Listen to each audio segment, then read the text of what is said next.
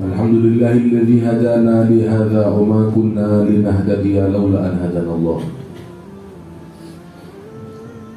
Wa asyhadu an la ilaha illallah wahdahu la syarika lah. Wa asyhadu anna sayyidana Muhammadan abduhu wa rasuluhu la nabiyya ba'dah. Allahumma shalli wa sallim wa barik wa karrim wa majjid wa 'azzim ala habibina wa syafi'ina wa qurrati a'yunina wa tabibi qulubina Muhammadin sallallahu alaihi wa ala alihi wa sahbihi wa baraka wa sallam. Amma ba'd, ya ma'asyiral hadirin al-a'izza, wa inni musikum wa nafsi al-mudhribah fi taqwallahi wa ta'atihi la'allakum turhamun. Qala Allah Ta'ala fi kitabihil karim ba'da a'udzu billahi minasy syaithanir rajim. Wa may yattaqillaha yaj'al lahu makhrajan wa yarzuqhu min haitsu la yahtasib. Wa qala habibukum wa nabiyyukum Muhammad sallallahu alaihi wasallam, ittaqillaha haitsu ma kunta wa atbi'is sayyi'atal hasanah tamhuha wa khaliqin nasa bi khuluqin hasan. Waqala al-Imam Abdullah bin Alawi bin Muhammad al-Haddad, taqwa ilahal alamin fa innaha izzun wa hirzun fid dunya wal marja'i fiha ghina ad-darain fastamsik biha tanal ma tashtahihi wa tad'i. Wa man dayya'a taqwa wa ahmala amraha taghshadhu fil 'uqba fununun nadamati. Hadirin jamaah salat Jumat yang dimuliakan oleh Allah, merupakan kewajiban bagi seorang khatib untuk mengingatkan kepada seluruh para jamaah salat Jumat, dan khususnya kepada diri saya sendiri yang penuh dengan dosa, agar kita semua selalu berusaha meningkatkan kualitas takwa kepada Allah Subhanahu wa Ta'ala, bimtithal awamirillah, dengan kita menjalankan apa yang Allah perintahkan kepada kita menjauhi segala larangan-larangan Allah Subhanahu wa Ta'ala. Dan Allah akan menjanjikan hal-hal yang baik akan diterima oleh orang-orang yang bertakwa kepada Allah. Man yattaqillaha yaj'al lahu makhrajan wa yarzuqhu min haitsu la yahtasib. Barang siapa orang yang bertakwa kepada Allah, barang siapa yang orang menjalankan perintah Allah, menjauhi larangan Allah, dan hanya berharap ridha Allah Subhanahu wa Ta'ala, maka di dalam setiap problem masalah Allah akan kasih solusi, kasih jalan keluar. Dan Allah akan memberi dia rezeki min haitsu la yahtasib, dari segi yang dia enggak akan sangka-sangka.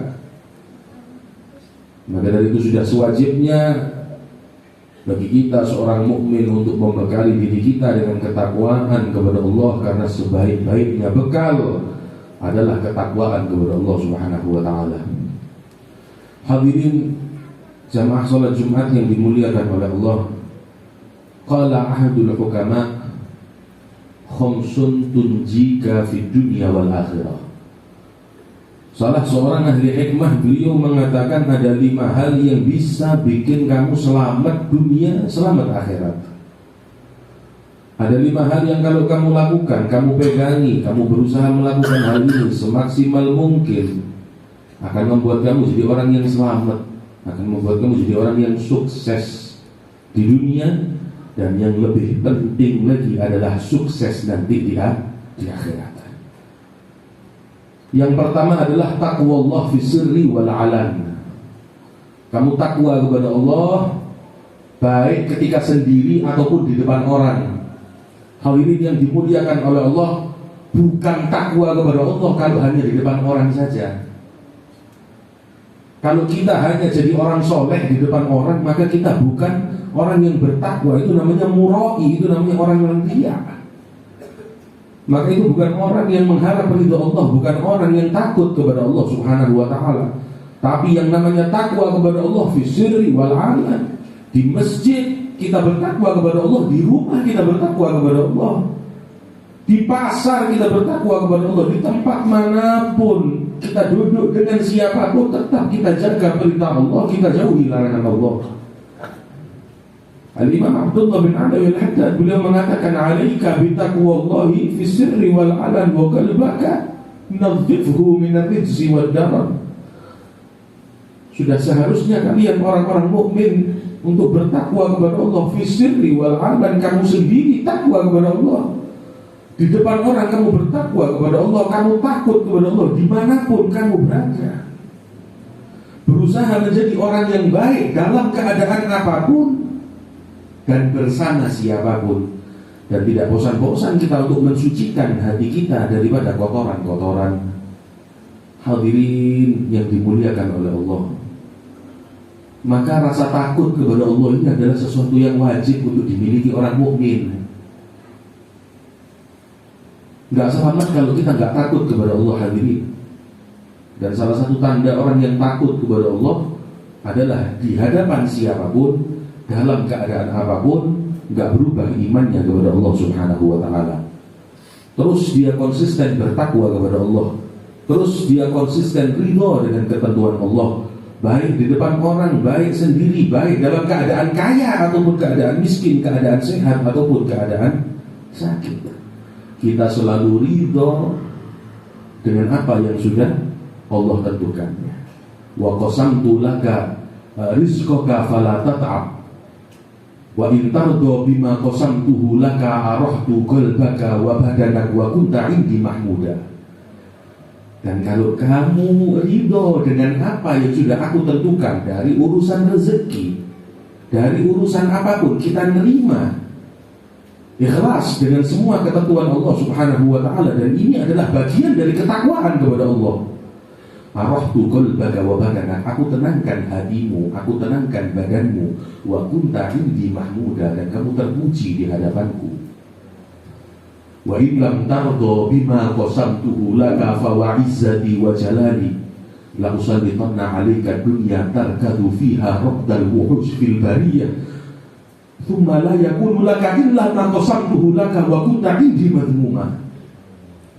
Kalau kamu gak ridho dengan apa yang sudah aku tetapkan, kalau takwamu kepada Allah, ikhlasmu kepada Allah hanya sebatas di depan orang saja, fawa'izzati wa jalali, demi kemuliaanku dan keagunganku, maka akan aku jadikan kamu diperbudak oleh dunia.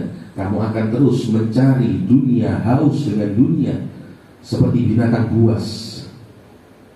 Tsumma la yakunu laka illa ma qasamtuhu laka, dan tetap kamu gak akan mendapatkan lebih daripada apa yang sudah Allah tentukan. Wa kunta indi madhmuma, dan kamu tercela, terhina di hadapan Allah subhanahu wa ta'ala. Ala kulli hal, ikhwani rahimakumullah, maka sudah sewajibnya kita untuk selalu bertakwa kepada Allah dan berusaha ridha, ikhlas dengan segala macam ketentuan Allah. Yang kedua, daripada hal-hal yang bisa menyebabkan kita selamat di dunia dan di akhirat adalah birrul walidain. Birrul walidain ini sesuatu yang penting, hadirin. Maka tidaklah selamat seorang anak tanpa ada ridho daripada kedua orang tuanya. Maka jangan berharap kamu merasakan kenikmatan di dunia, lebih-lebih kenikmatan di akhirat, kalau kamu masih sering menyakiti hati orang tuamu, kalau kamu masih sering berkata kasar kepada orang tuamu, kalau perilakumu masih kurang atau jauh dari kata-kata berbakti kepada mereka, maka kamu akan hidup dengan kehinaan. Di dunia kamu akan hina, lebih-lebih nanti di akhirat. Agama Islam mengajarkan kita untuk menjunjung tinggi birrul walidain. Jangankan kita durhaka, hadirin, kurang baktinya kita kepada orang tua bisa menjadi kesialan kita di dunia. Apalagi kita durhaka, berkata kasar, menyakiti atau memutus silaturahmi kepada mereka, wal'iyadu billahi min dzalik. Maka salah satu cara kalau kita kepingin punya anak soleh-solehah adalah kita jadi anak yang soleh-solehah. Birru aba'akum dan birrukum abna'ukum. Dengan kamu berbakti kepada orang tuamu, Allah akan siapkan anak-anakmu nanti kelak akan berbakti kepadamu. Maka kita minta kepada Allah semoga anak-anak kita dijadikan solehin, dijadikan anak-anak kita anak-anak yang berbakti kepada orang tua. Amin, amin ya rabbal alamin. Yang ketiga, daripada hal yang membuat kita selamat di dunia dan di akhirat adalah sidqul lisan. Lisan yang jujur. Kejujuran ini mahal, hadirin yang dimuliakan oleh Allah subhanahu wa ta'ala. Dan tidaklah Rasulullah Muhammad sallallahu alaihi wasallam dikenal kecuali dengan julukan Al-Amin, karena beliau adalah orang yang terpercaya. Maka sudah seharusnya kita sebagai umatnya Rasul sallallahu alaihi wasallam untuk menjaga lisan kita. Jangan sampai keluar dari lisan kita ini kata-kata yang berbohong, yang menyebabkan derajat kita rendah di hadapan manusia, lebih-lebih di hadapan Allah Subhanahu wa ta'ala. Terutama bagi kita para pedagang, sudah sewajibnya untuk diingatkan para pedagang, hati-hati di dalam kita berdagang. Jangan sampai kita jadi pedagang yang khianat. Yang mana berdagang itu adalah sifat yang mulia, terpuji. Rasul SAW bersabda, at-tajirul amin as-suduq al-muslim ma'asyuhada yawmal qiyamah. Pedagang yang jujur, yang terpercaya, besok akan dikumpulkan dengan orang-orang para syuhada nanti di hari kiamat. Maka berdagang adalah profesi yang sangat mulia. Kalau kita jualan mau di toko, di pasar, kita mulia hari ini. Tapi tergantung apakah kita jadi pedagang yang sesuai dengan ajarannya Rasulullah SAW, atau kita jadi pedagang yang hanya mementingkan keuntungan dunia, terlepas cara kita berdagang benar atau enggak, kita enggak peduli. Jangan sampai ketika kita berdagang, baik itu buah-buahan atau apapun, sesuatu yang rusak kita taruh di atas, sesuatu yang rusak kita taruh di bawah, yang baik kita taruh di atas, sehingga orang melihat dagangan kita baik. Ketika mereka beli, kita kasih mereka yang rusak. Wala'iyadzubillah, ini bukan ajarannya Rasulullah SAW. Maka dikhawatirkan dengan kita menipu seperti itu, maka kita menjadi golongan orang-orang yang merugi, karena kita melakukan pekerjaan dengan cara yang tidak terhormat, tidak di cara yang telah dilarang oleh Rasulullah SAW. Yang nomor 4 daripada sesuatu yang menyelamatkan kita di dunia dan di akhirat adalah kasbul halal.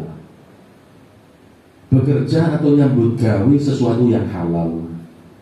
Di dalam hadis Rasul SAW bersabda, talabul halal wajibun ala kulli muslim. Cari nafkah yang halal itu hukumnya wajib. Hadirin, maka sudah seharusnya kita sebagai laki-laki untuk kerja, tapi ingat, kerja dengan sesuatu yang halal. Sedikit halal lebih baik daripada banyak tapi haram.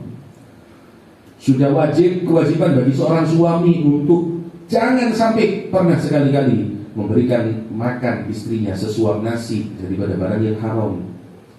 Jangan sampai ada sesuap nasi masuk ke dalam perut anak-anak kita dari barang yang haram. Di dalam hadis Rasulullah SAW bersabda, kullu lahmin nabata min suhtin fannaru aula bihi. Daging manusia yang tumbuh dari barang haram pantasnya di neraka. Di dalam hadis yang lain Rasulullah SAW bersabda, man akal al-halal ata'at jawarihuhu sya'am aba. Barang siapa yang membiasakan dirinya makan makanan halal, dia bekerja semaksimal mungkin, meskipun capek, meskipun dapatnya sedikit, nggak apa-apa, yang penting halal. Dia berikan makanan itu untuk istrinya, untuk anaknya, atau ajawarihu sya'am aba, taat anggota tubuhnya, mau nggak mau, sadar nggak sadar, badannya akan enteng diajak ibadah kepada Allah Subhanahu wa ta'ala. Waman akalal haram, kalau kamu nggak jaga apa yang masuk ke dalam perutmu, makanan haram, kamu sudah tahu haram, tetap kamu makan.